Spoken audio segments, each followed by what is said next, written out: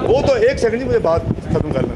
और जो दूसरी आपने भाई बात की कि ये एक हमारी नेचुरल प्रोग्रेस थी, ग्रोथ थी, और हमारी इकोनॉमिक पॉलिसीज़ का मियां नवाज शरीफ की विजन के नीचे वो उसकी कामयाब यानी एक उसका रिजल्ट था।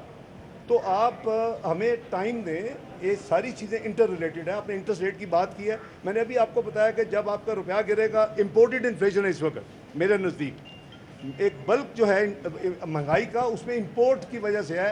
जो चीज़ 104 में ख़रीदी जाती थी या जब हमारी हुकूमत ने छोड़ा 115 में ख़रीदी जाती थी, वो अब 240 में ख़रीदा गया है 1 लीटर पेट्रोल, तो मैं अपना 1 बैरल पेट्रोल। तो मैं ये समझता हूँ कि आप ये देखें कि अगर ये चीज़ें जो हैं ये अगर हम इसको सही तरीके से मैनेज करते हैं, और मैं ये नहीं कह रहा कि मार्केट बेस्ड रेट ही होगा। पीएमएलएन की वो हुकूमत है जिसने मार्केट बेस्ड रेट इस मुल्क में नाफज किया था 1999 फरवरी में, यही खादम था इस बिल्डिंग में।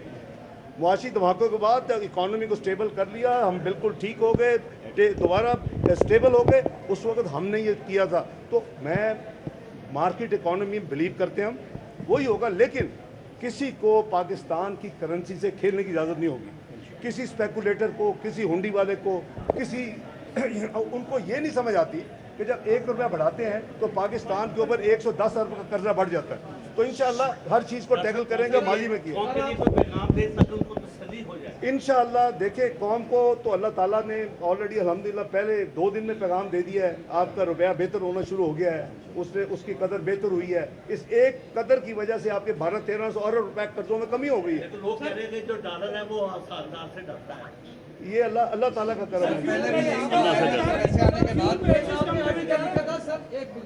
सर, आप एक आर्टिकल लिखा था स्टेट बैंक के हवाले से, पिछली गवर्नमेंट ने रजा बाकर को गवर्नर स्टेट बैंक लगाया, उस पे आपने एक state bank amendment bill pay एक आर्टिकल वहां से लंदन से बैठ के लिखा था। क्या उसमें जो डॉलर की जो इंटरवेंशन है स्टेट बैंक की डॉलर की कमी के हवाले से, उसमें कोई अमेंडमेंट मजीद करेंगे या उसको? देखिए, दुनिया में सेंट्रल बैंक जो हैं, मैं आपको बड़े वसूख से नंबर नहीं दूंगा जितनी। देखिए, एक तो यह कि दुनिया में सेंट्रल बैंक जो है वो इंटरवीन करते हैं। अमेरिका भी करता है, इंग्लैंड भी करता है, तमाम दुनिया करती है। उन्होंने एक बैंड रखा होता है, एक उसके अगर ऊपर जाए तो इंटरवीन करते हैं, उसके नीचे जाए तो इंटरवीन करते हैं। नंबर 1। नंबर 2 ये कि जब हमारे सेंट्रल बैंक ने जो इंटरवेंशन की, मिनिस्ट्री ऑफ फाइनेंस तो नहीं करती हमारे टेन्योर में, जो हमने वो इंटरवेंशन की, मैं आपको यकीन से आप यह बता रहा हूँ जिम्मेदारी के साथ, पीटीआई की गवर्नमेंट ने उससे कहीं ज़्यादा खर्च किया जब 152 में लेके आए। मैं आपको फैक्ट्स बता रहा हूँ। तो इसलिए इंटरवेंशन अपने मुल्क के लिए करना कोई बुरी बात नहीं है, लेकिन ऑब्वियसली आपकी रियलिस्टिक अप्रोच होनी चाहिए। अब आप बात आ गई आपके स्टेट बैंक लॉ की। देखिए, कोई मैंने बिल्कुल लिखा था, मैंने इंटरव्यू दिए थे, और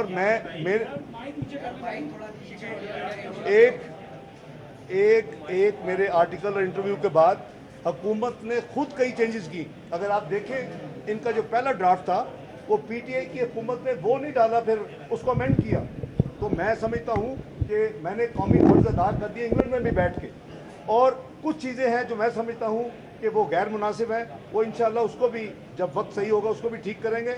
और मैं आपको ये भी याद करा दूँ, हमने इस मुल्क में पाकिस्तान का लेटेस्ट जो कंपनी एक्ट 2017 का दिया था, ये 1984 के बाद पहली दफ़ा आपको एक हमने कंपनी लॉ दिया इंटरनेशनल प्रैक्टिसेस के हिसाब से। उस पर भी इन्होंने 15 चेंजेस की, मैं आपको याद करवा रहा हूँ। और उस पर भी मैंने आर्टिकल लिखे, मैंने इंटरव्यू दिए, 14 चेंजेस वापस ले ली, और कहा कैबिनेट में रिपोर्ट हुआ, मुझसे किसने करवा ली है? भाई तुम कैसे खुद वज़ीर आज़म हो कि तुम्हें खुद ही कर देते हो तुम? तो थैंक यू वेरी मच।